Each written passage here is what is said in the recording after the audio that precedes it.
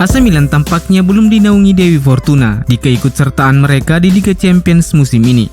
Rossoneri harus kembali menerima kekalahan pada matchday kedua, kali ini di tangan Atletico Madrid.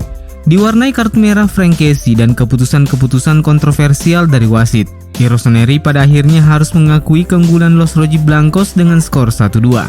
Seperti dikutip dari laman resmi AC Milan, ada beberapa statistik yang terjadi seusai pertandingan tersebut. AC Milan untuk pertama kalinya memainkan pertandingan Liga Champions di San Siro setelah 2778 hari, atau sejak 19 Februari 2014 melawan Atletico Madrid. Rafael Leao mencetak sejarah sebagai pemain Portugal pertama yang mencetak gol untuk Milan di Liga Champions. Ia juga menjadi pemain AC Milan pertama yang mencetak gol di kandang sendiri pada pertandingan Liga Champions, sejak Robinho yang mencetak gol ke gawang Barcelona pada Oktober 2013. Rafael Leao adalah pemain Portugal pertama di semua kompetisi yang mencetak gol ke gawang Atletico Madrid, setelah hat-trick Cristiano Ronaldo dalam seragam Juventus di Liga Champions pada Maret 2019. Brahim Diaz meraih assist pertamanya di kompetisi Eropa, sekaligus menjadikannya pemain AC Milan termuda yang menyumbang assist di Liga Champions, sejak Stefan El Shaarawy pada Februari 2013 melawan Barcelona dengan usia 20 tahun 116 hari. Ismail Benacer memenangkan 4 kali duel di laga ini, melakukan recovery sebanyak 11 kali, dan itu adalah yang terbanyak dari pemain AC Milan lainnya yang bermain di pertandingan ini. Kontroversi seputar kepemimpinan wasit Sunet Shakir di laga AC Milan kontra Atletico Madrid terus berlanjut. Calcio Mercato menulis bahwa wasit asal Turki itu sebenarnya dianggap punya pengalaman yang cukup untuk memimpin pertandingan-pertandingan besar karena ia pernah dipercaya menjadi pengadil di laga final Piala Dunia antar klub 2012 dan final Liga Champions di tahun 2015. Tapi di laga Milan kontra Atletico, begitu banyak keputusan yang ia buat yang cenderung memberikan keuntungan bagi pihak Los Rojiblancos. Itu bukan pertama kalinya sebab keputusan wasit yang menurut Wikipedia ternyata paman dari Hakan Çalhanoğlu itu telah beberapa kali membuat keputusan-keputusan kontroversial di laga yang ia pimpin. Kembali ke final Liga Champions 2015 ketika Barcelona mengalahkan Juventus 3-1. Pada suatu momen Pogba terlihat jelas dilanggar oleh Dani Alves di kotak penalti. Namun sang wasit enggan memberikan penalti.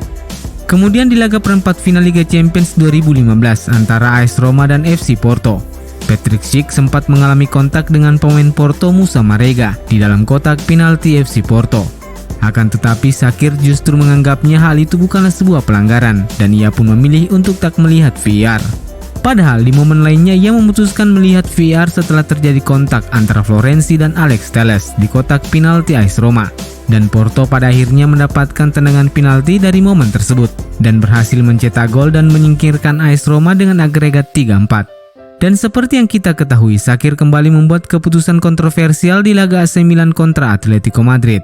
Terlepas dari kartu merahnya kepada Frankesi yang banyak diperdebatkan, keputusannya memberikan penalti kepada Atletico di penghujung pertandingan adalah keputusan yang mengejutkan. Pasalnya ada jarak yang begitu dekat antara Thomas Lemar dan Pierre Kalulu, dan dari tayangan lambat memperlihatkan bahwa bola terlebih dahulu menyentuh tangan Lemar. Shakir kemudian berkonsultasi dengan petugas VAR Abdul Kadir Bitigen yang juga berasal dari Turki. Namun tak satu pun dari mereka yang berhasil melihat sentuhan Lemar sebelumnya. Shakir juga memilih untuk tidak melihat tayangan VAR secara langsung sebelum membuat keputusan. Sebuah kesalahan yang sangat serius, apalagi jika menilik bahwa VAR ditujukan untuk membantu kinerja wasit menangkap momen-momen yang terjadi begitu cepat. Satu insiden lain yang juga dipertanyakan adalah saat Milan masih unggul 1-0, ada sebuah momen di mana salah seorang pemain Atletico Madrid menghalau bola dan mengenai tangan rekannya yang lain, tapi Shakir tak memberikan hukuman. Frankesi menjadi salah satu pemain yang berhasil menarik perhatian di laga Milan kontra Atletico Madrid. Bukan karena performanya yang memukau, melainkan kartu merah yang ia dapatkan di pertengahan babak pertama yang kemudian merubah jalannya pertandingan. Sebagian besar penggemar bahkan menilai bahwa pemain Pantai Gading itu menjadi salah satu biang kerok kekalahan AC Milan. Ia mendapatkan kartu kuning pertama di menit ke-15, tapi 14 menit kemudian ia kembali diganjar kartu kuning kedua yang membuatnya harus keluar dari lapangan. Ini adalah rentetan performa buruk dari mantan gelandang Atalanta tersebut sepanjang musim ini. Dan penampilannya itu sama sekali tak membantu usahanya mendapatkan penilaian bahwa tuntutan kenaikan gaji yang ia inginkan layak untuk dipenuhi manajemen Rossoneri. Sejauh ini negosiasi perpanjangan kontraknya tak menghasilkan kesepakatan apapun.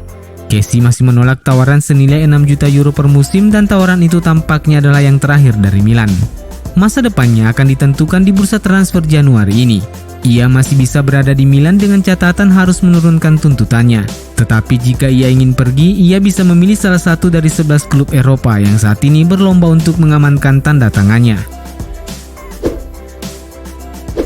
Sebuah kabar buruk kembali menimpa Alessandro Florenzi. Pemain pinjaman dari AS Roma itu masuk sebagai pemain pengganti di babak kedua pada laga Milan melawan Atletico Madrid kemarin.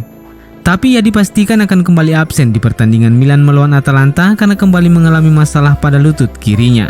Calciomercato melaporkan bahwa ini adalah cedera berulang yang dialami Florenzi ketika ia melewatkan pertandingan melawan Spezia. Sumber tersebut menambahkan bahwa sang pemain akan menjalani pemeriksaan yang lebih mendalam terkait cedera tersebut. Dua hipotesa awal saat ini sedang dievaluasi oleh tim medis Milan, yakni memberikan waktu istirahat jangka pendek untuk mengurangi ketidaknyamanan yang dirasakan sang pemain, atau melakukan operasi kecil yang akan membuat Florenzi akan absen selama beberapa minggu ke depan. AC Milan dikabarkan tengah mengincar 2 bala bantuan di bursa transfer musim panas mendatang.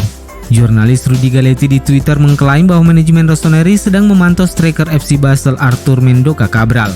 Striker 23 tahun tersebut memiliki catatan 19 gol dari 15 pertandingan yang telah ia mainkan bersama FC Basel. Sang pemain dikontrak Basel dengan status pinjaman dari Palmeiras pada tahun 2019 lalu dan mendapatkan kontrak permanennya bersama klub raksasa Liga Swiss tersebut akhir tahun lalu. Sumber tersebut ikut menambahkan bahwa Milan terus menjalin kontak dengan gelandang Marcel Boubacar Kamara. Gelandang 21 tahun asal Prancis tersebut sudah dikaitkan dengan Milan sepanjang jendela transfer musim panas lalu. Dan nampaknya sang pemain menjadi salah satu profil yang berada dalam daftar teratas keinginan Milan karena kontraknya akan berakhir di akhir musim nanti. Ia menjadi salah satu kandidat yang siap didatangkan Milan untuk mengantisipasi kepergian Frank Kessie. Sebuah kabar mengejutkan datang dari timnas Swedia. Pelatih mereka Jan Andersson memutuskan untuk memanggil Zlatan Ibrahimovic ke dalam skuad yang akan ia bawa dalam pertandingan melawan Kosovo dan Yunani di babak kualifikasi grup Piala Dunia. Ini tentu saja kabar yang mengejutkan mengingat Zlatan Ibrahimovic masih dalam tahap pemulihan usai mengalami cedera pada tendon Achillesnya dan telah melewatkan beberapa pertandingan penting AC Milan. Sejauh ini belum ada tanggapan dari Zlatan Ibrahimovic terkait pemanggilan tersebut. Dan di lain sisi, Milan dilaporkan menginginkan Ibrahimovic tetap berada di Milanello dan menjalani masa pemulihan agar siap kembali ke lapangan setelah jeda internasional. Swedia saat ini berada di urutan kedua grup B dengan 9 poin, 4 poin di belakang Spanyol dan 3 poin di atas Yunani.